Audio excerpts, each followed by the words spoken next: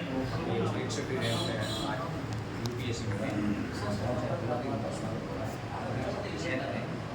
Lord बड़ा सभी आदरणीय सादर बंदर आज के इस सम्मान समारोह में होगा इसमें मिलन जो कारक बने हैं आदरणीय समाज के गुरु आदरणीय राजेंद्र जी बाबू साहब समस्त प्रभु पिछले जब भी जिस दिन सिलेक्शन हुआ उस दिन ही बाबू साहब से मेरी वीडियो कॉल पर बात हुई थी, मैंने बधाई दी।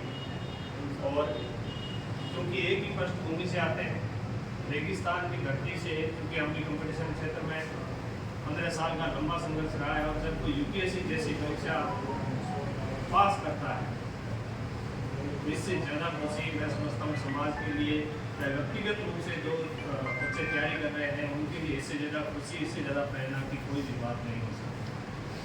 दूसरी जो मुहिम बीकानेर क्षेत्र में प्रेम सूत्री ने जो शुरू की थी, प्रेम सूत्री का इसलिए नाम ले रहा हूँ क्योंकि मैंने पहले भी IAS वगैरह सेलेक्ट, लेकिन प्रेम सूत्री ने श्याम जी ने चयन होने के बाद हमारे क्षेत्र में भी आए, गांव-गांव वो गए, जहाँ पर उन्हें बुलाया गया वहाँ पर गए। और मैं भी उस दौर का साक्षी हूँ क्योंकि मैं भी उस समय कांस्टेबल था। जब मैंने उनको देखा कि इनका भारत सर्विस में चयन हुआ है, मेरे अंदर भी प्रेरणा आई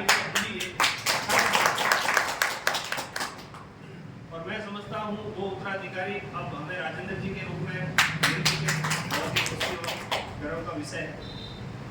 दो प्रकार की विचारधाराएं वर्तमान में समाज में संचालित है। एक विचारधारा वो है जो भौतिकवाद की तरफ खींच रहे हैं कि भाई अपने को शॉर्टकट करके कैसे भी करके अपने को पैसा कमाना है। एक विचारधारा वो है जो प्रयास कर रही है, जो बौद्धिक वर्ग है, बुद्धिजीवी लोग हैं, वो प्रयास कर रहे हैं कि जो हमारा बिश्नोई समाज था, जिनके लिए राजा महाराजा तक इतिहास में ऐसे उदाहरण हैं, जो बसाने के लिए लालित रहते थे, बिश्नोई समाज से निवेदन करते थे कि आप हमारे क्षेत्र में रहिए।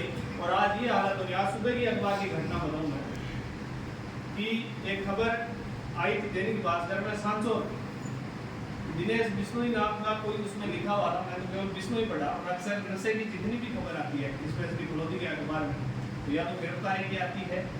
तो आज के अखबार में विशेष इसलिए था कि दिनेश बिश्नोई करके कोई था जो अपने बच्चों से नशे की गुड़िया MD वगैरह बेच रहा है।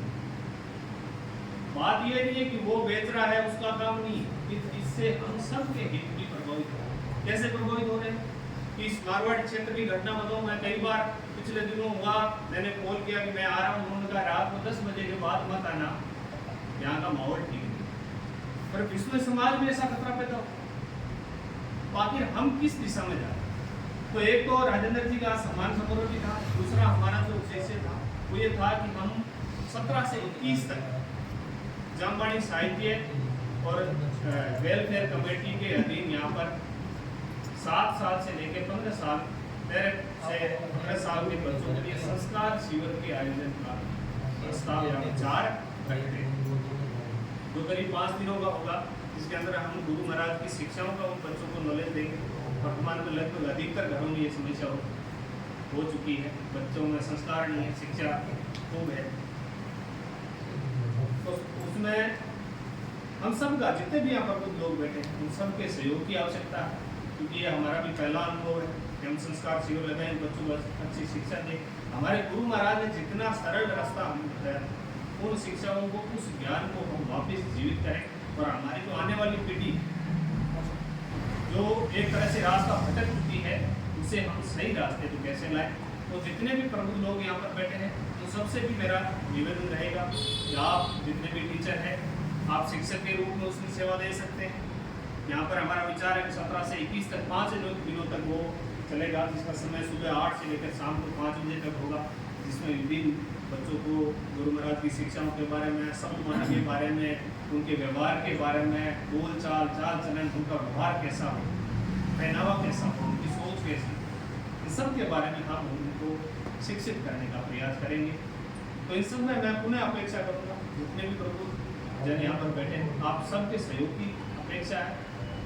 जो खुद उपस्थित होकर सहयोग नहीं दे सकते वो भामाशाह के रूप में भी यहाँ पर सहयोग करें, बहुत ज़्यादा खुशी होगी। हम उन बच्चों को अच्छा खाना दे सकें, एक तरह की वेशभूषा उनके लिए दे सकें, उनके लिए कूलर वगैरह की यहाँ पर अच्छी सी व्यवस्था हो, जिससे हम हमारा टारगेट है कि करीब 40 बच्चों को हम 5 दिनों के अंदर संस्कारित शिक्षा देंगे और अगर हमारा ये प्रयास सफल हुआ तो हम भविष्य में इसे और विस्तृत रूप से करने का प्रयास करेंगे।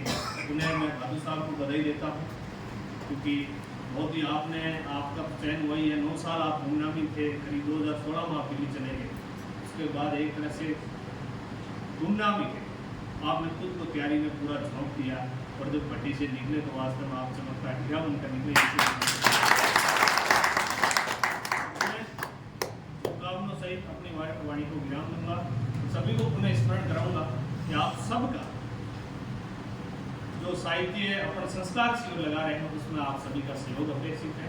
आप जरूर उसमें सहयोग करें, इस मुहिम को सफल बनाने में मदद करें। पुनः सभी को